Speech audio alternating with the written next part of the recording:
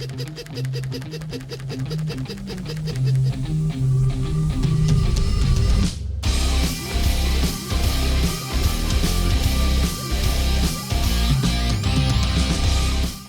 guys, so it's been like a year, almost a year, since I talked about the new Smith& Wesson M&P Core. That's the competition optics ready version of the M&P 9mm full-sized handgun, and I shared that with you on Guns America, like I say, almost a year ago. So jump back and check that whole full review out if you'd like.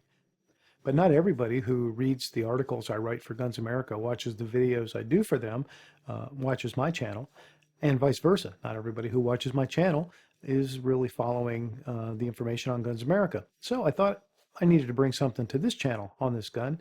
And again, it's been almost a year. So it's definitely worth another look. So just real quickly, before we dive into the range work and talk about the details of the gun, this is really the flagship model for Smith & Wesson in terms of the M&P line, and it is in 9mm. It's also offered in 40, and coming maybe even as we speak or as you're watching this, it should be out in 45 ACP as well. I'm hoping to review that in the very near future.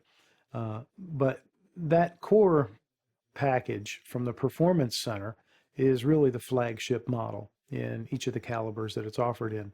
And it really is everything. It's all the bells and whistles that Smith & Wesson has to offer in the M&P line. And so that's the pistol that we're looking at. And the question obviously becomes, is this for everybody, or who is it for? And the answer is no, it's not for everybody. And there are some, it's like buying that luxury car that has all of the options. And, you know, when you first look at it, you go, yeah, that's what I want, because it's got all the options and everything. And then you look at the sticker price and you go, well, I don't know, maybe I don't need the automatic shoe shine, you know, while I'm driving or whatever. And that's kind of the way it is with, you know, with firearms too. So this one has everything, especially that the competitor is probably going to want. Unless you're an IDPA competitor, in which case you can't use the ported barrel, you would have to drop in an aftermarket barrel, which is easy enough to do, but it's more trouble to go to and it's another expense. But if you want to use the gun in different competitions like USPSA and IDPA, that's probably worth doing as well. So it really comes back to, what do you need? What's your purpose for the gun? Okay, enough of that. I think I've made my point and then some on that. Let's jump into it. You will see that I do have a bit of a problem here. In the little teaser intro to this video, you saw the optic flying off of this handgun. Well, that did happen while I had it out at the range. And I actually had it come loose on me a few times and had to tighten it down before that happened. So you're going to see all that because, you know, I don't hide it. Whatever happens is what happens. But I did follow up on that. And so I am going to, in this video, have a little bit of an explanation as to why that occurred and whose fault it was. Not that I'm naming any names, but, you know, it was somebody's fault. Okay, so let's head out to the range, take a look at the gun, and do some shooting. Can a new gun be an old favorite? That's today's philosophy question. Well, I think the answer, for me anyway, is yes, it can, if it's a Smith & Wesson. The M&P Performance Center 9mm Core ported M2.0. All the bells, all the whistles. It's a new gun, but it's still the old favorite.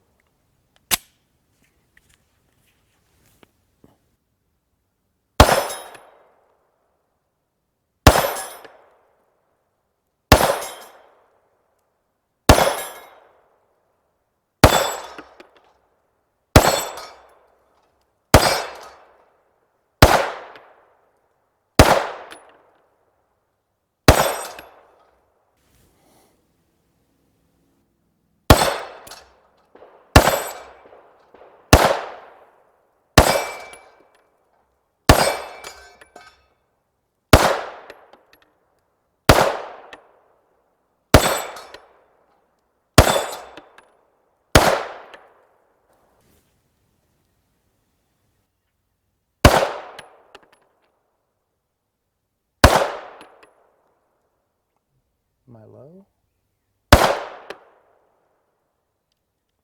Oh, nice.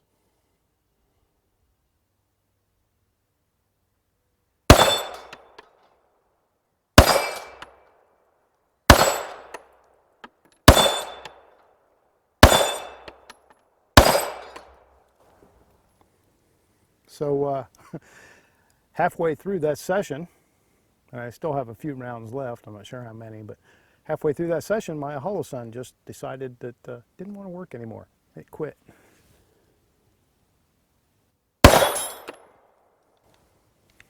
I've reviewed a lot of handguns with optics on them, red dot optics, and one of the things that I insist on over and over, I harp on this, is that you have to be able to co-witness.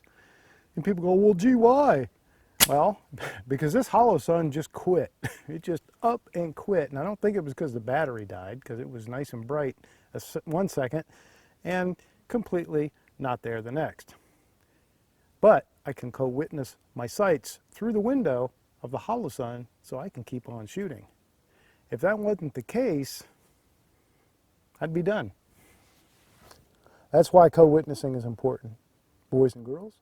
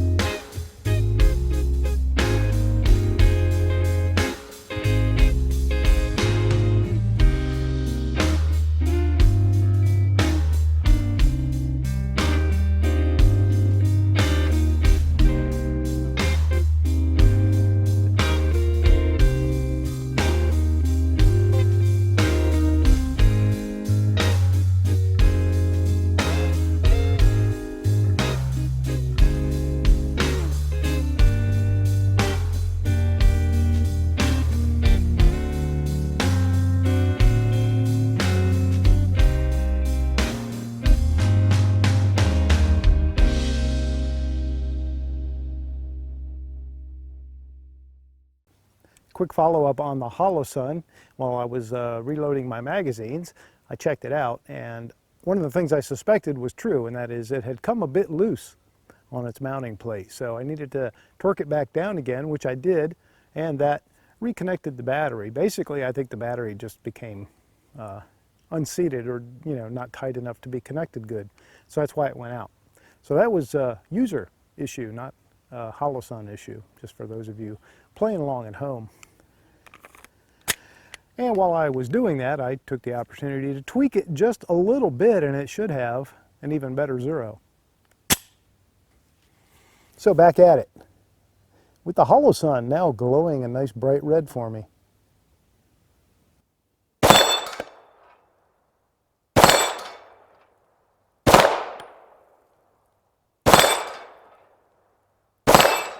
If I could just do my part.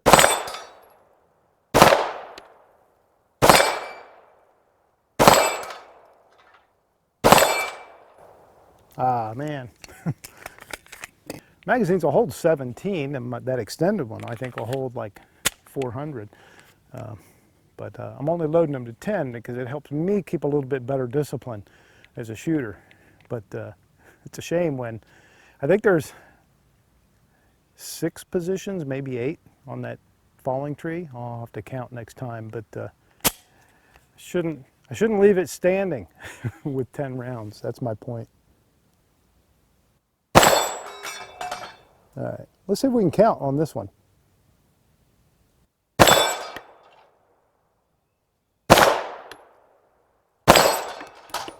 Ooh, I got a twofer, so I'm caught up to my miss. And another one. Now that's how you get it done, folks.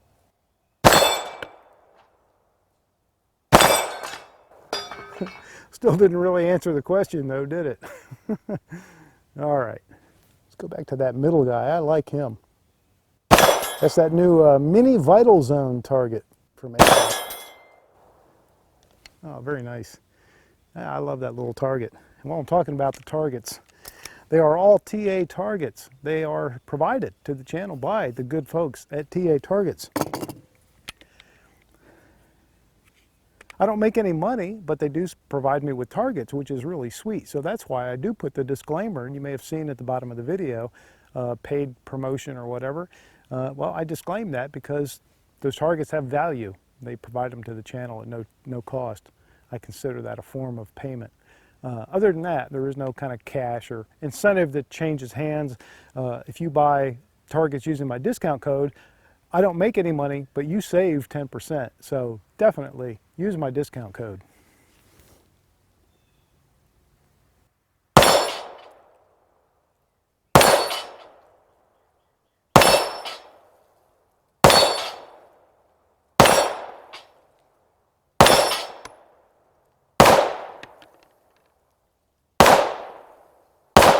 Man, I always have a really hard time with that bottom paddle. I don't know why it is. I think maybe the angle or something.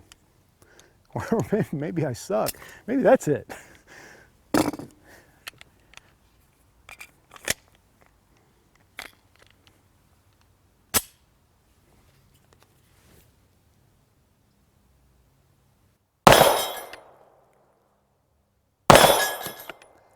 This little mini vital zone target, which is a new one, really does make you concentrate a little bit. Uh-oh. I just lost my Holosun again, and I don't think it was because it's loose. But I will check. But again, thanks to the co-witnessing sights, the suppressor height sights that come standard on this gun, I can keep shooting. And I still have a great sight picture. That is important.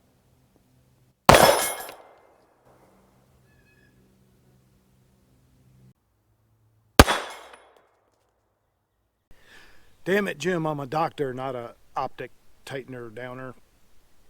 It used to be if I had problems at the range, things weren't going right and I was filming and trying to do a video and all that, I was extremely self-conscious and I would just get really bummed out, sometimes just downright almost tantrumy if things weren't going right, especially mechanically or otherwise.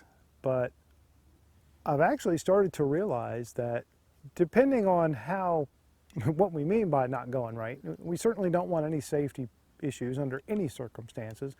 We don't want any kind of catastrophe or things being damaged and broken.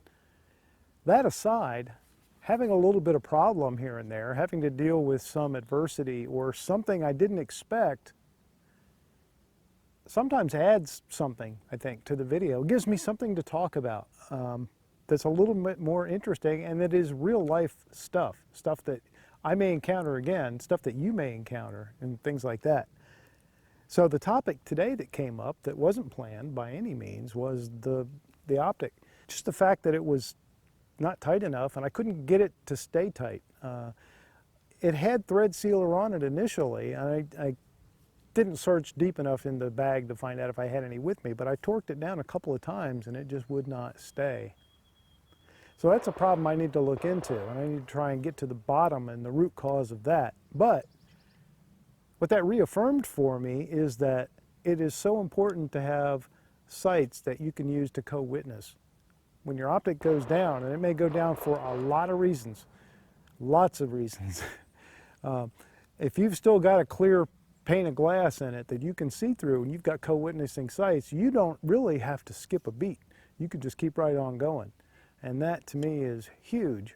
If you're in the middle of a shooting match, or God forbid, you're in the middle of trying to defend yourself and your optic goes down or it's just not working, you don't have time to say, hold on, let me break out the toolkit and see if I can get this figured out. You've got to keep on going, and that's why I'm admittedly, I'm an old dog who may sometimes struggle with new tricks. But that said, I like the idea of the red dot electronic optic, as long as we don't come to rely on it to the point where without it we can't shoot. And I think a lot of new shooters are doing that, and that's my caution out there to new shooters is go back to basics. Learn to shoot well, proficiently, and reliably with your open sights. And then introduce the optic, the red dot, learn the differences and learn what's good about it, learn what's not as good about it.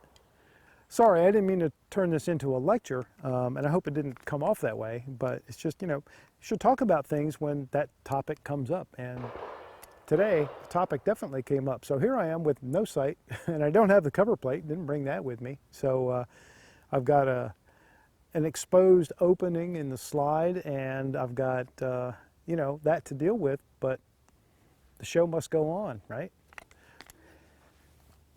So I'm going to wrap it up.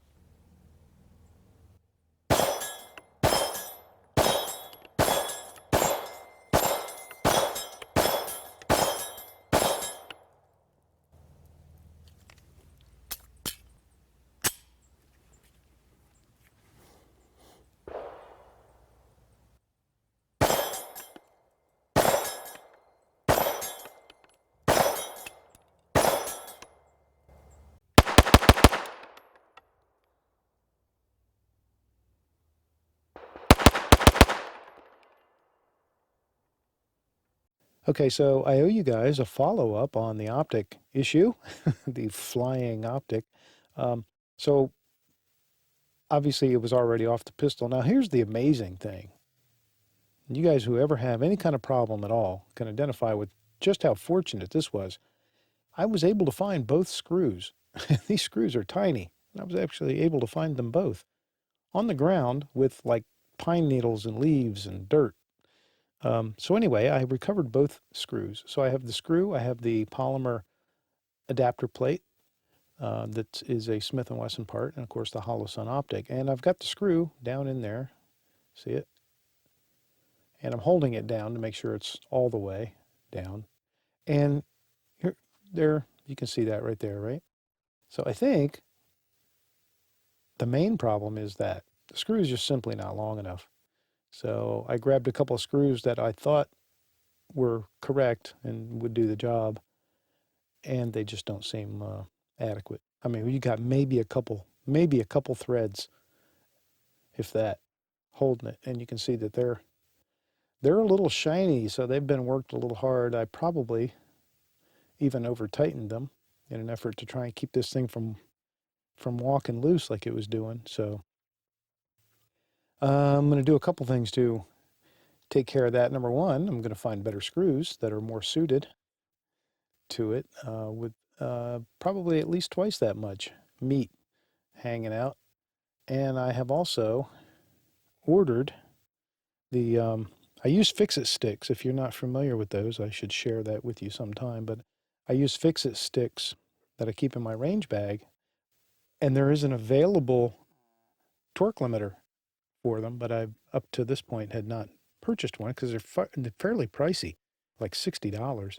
But I said, okay, well, this problem kind of proves to me that I need to have that. So I have one of those coming so that I can, if I have to tighten something at the range, I can properly torque it and know and not be guessing.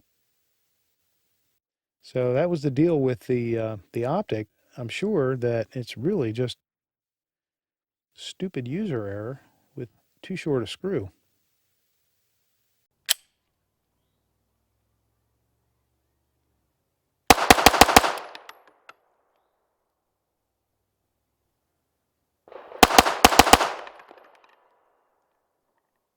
Because this is the flagship of the M&P line, it basically includes every option you can get on an M&P, as well as the extra touches that are done by the Performance Center. In coordination with the 5-inch ported barrel, the slide has matching oval holes to allow the escaping gas to vent as the barrel travels back during cycling. These also serve to remove some of the weight from the muzzle and keep the center of gravity in the shooter's hand. And of course, they add some cosmetic appeal as well. This is an M2.0 version of the M&P, so you'll notice the more aggressive grip texture and the lack of the long beaver tail. The trigger is much improved over earlier M&Ps, and this one is likely even better since it came from the Performance Center. The tall sights are important, as my range experience demonstrates pretty clearly, so that you can still have a sight picture if your electronic optic fails. This will most likely make the gun incompatible with holsters for the standard M&P, however, because the sight channel won't be deep enough to accommodate these tall sights, especially in molded holsters of Kydex and polymer. Smith & Wesson includes a small but nicely equipped cleaning kit with the pistol in a nylon zip case that bears the Performance Center logo. It's a nice touch and convenient kit for the range bag. And this pistol takes the same magazines as the rest of the M&P line, in this case the 9mm 17 round magazine, and that compatibility is always a good thing. Well, hey, welcome back to the studio, and if you're still here and you're still watching, thank you. Thanks for hanging in and watching the whole video. I appreciate that. If I could beg you to do one more favor for me, it would be to click the like button on the video. I would appreciate it if you do that. It really does help the algorithms for the channel. And if you don't subscribe, go ahead and do that too. So I hope you enjoyed this video on the Smith & Wesson M&P Core 9mm M2.0. Man, that's a mouthful. But I hope you enjoyed the video. I hope you found some useful information. I hope you enjoyed my stupidity with the optic and the screws and all that nonsense. But don't worry, I have that fixed. And I'm not going to have that happen again anytime soon. But it was fun sharing that with you because that's real life. You know, things like that do happen at the range to all of us from time to time. So I definitely have a whole lot of fun stuff planned. So stay tuned. And again, if you don't subscribe, hit the subscribe button, hit the notifications bell so that you'll know right away when I post new content. And I'll see you again soon.